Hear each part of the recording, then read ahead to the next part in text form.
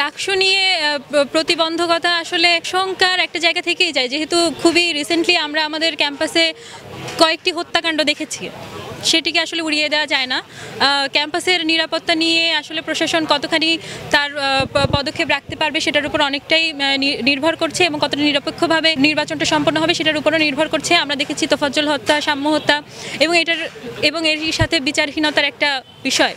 হ্যাঁ, তো সেই জায়গা থেকে এক ধরনের আশঙ্কা থেকে যায়, কিন্তু আমরা আশাবাদী এবং আমরা সর্বাত্মক চেষ্টা করব প্রশাসনকে একটি নিরপেক্ষ রাজনৈতিক পরিবেশ এবং ছাত্র রাজনৈতিক পরিবেশ এবং ডাকসু নির্বাচনটা নিরপেক্ষভাবে সম্পন্ন করতে আর কি।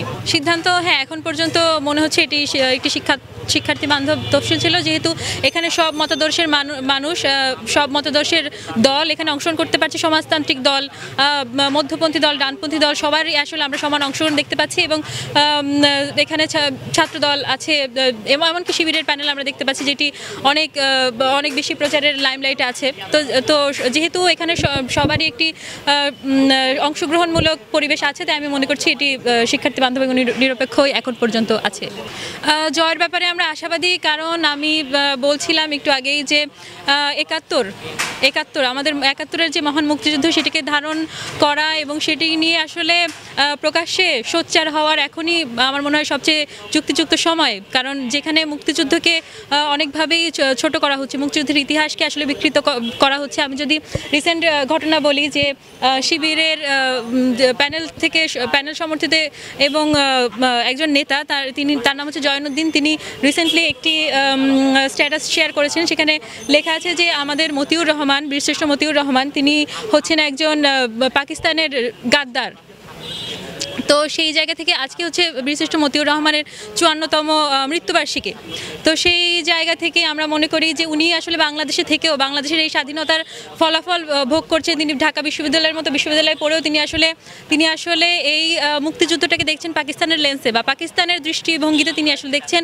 এটি আমাদের জাতি হিসেবে আমাদের জন্য খুবই লজ্জাজনক।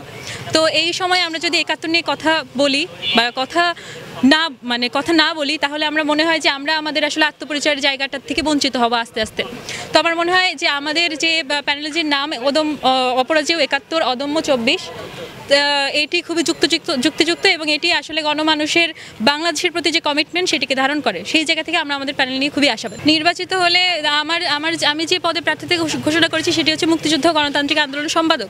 তো এখানে আসলে আমাদের যে কনস্টিটিউশন আছে ডাকসুর, সেখানে প্রথমেই লেখা আছে যে এই পদের ডাকসুর কনস্টিটিউশনের এইম অ্যান্ড অবজেক্টের মধ্যে দ্বিতীয় পৃষ্ঠায় এটি পাওয়া যায়। সেটি হচ্ছে যে ডাকসুর অন্যতম গুরুত্বপূর্ণ উদ্দেশ্য হচ্ছে মুক্তিযুদ্ধের স্পিরিটকে ধারণ করা বা আমাদের যে স্বাধিকার আন্দোলনের যে স্পিরিট স্ট্রাগল সেটিকে আসলে আপহোল্ড করা যে কোনোভাবে। এবং আমার যে পদ সেটির সাথে এই ডাকসুর মূল গঠনতন্ত্রটা খুবই রেলেভেন্ট। হ্যাঁ, তো সেই জায়গা থেকে মুক্তিযুদ্ধ ও গণতান্ত্রিক আন্দোলন সম্পাদকে আমি চেষ্টা করব যে শিক্ষার্থীরা যাতে তাদের আত্মপরিচয়ের বিষয়ে সচেতন হয়, এবং যখন আমরা আমাদের এই আত্মপরিচয়ের ভিত্তিটা মুক্তিযুদ্ধ হিসেবে গ্রহণ করতে পারবো, তখনই আসলে আমরা সামনের দিকে এগিয়ে যেতে পারবো। সেই জায়গা থেকে আমরা যদি আমাদের শিল্প, সাহিত্য, সংস্কৃতি এবং গবেষণার প্রসার ঘটাতে পারি, সেই জায়গা থেকে কিন্তু শিক্ষার্থীরা অনেক বেশি অধিকার সচেতন হয়ে উঠবে।